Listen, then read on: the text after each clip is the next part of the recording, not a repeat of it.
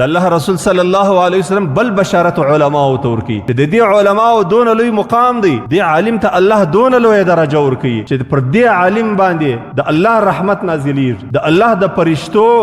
د مغفرت دعا د لپاره کیږي د اسمان کې چې څه فرشتي دي پنځه کې چې د خدای څه مخلوق دي چې یو قسم د مخلوقات دي دا ټول مخلوقات پر دغه انسان ته د الله جل جلاله په دربار کې د مغفرت دعا کی دا چاته کی دا د علماء ته کی رسول الله صلی الله علیه وسلم رشه حتی النمله فی جحرها تر داسې اندازې چې د ځمکې په شکم کې چې کم میږیان دي او هغه مایان چې د دریاب په منځ کې دي وحتى الحوت الله رسول صلی الله علیه وسلم وایي مایان لا یصلون علی معلم الناس الخير دی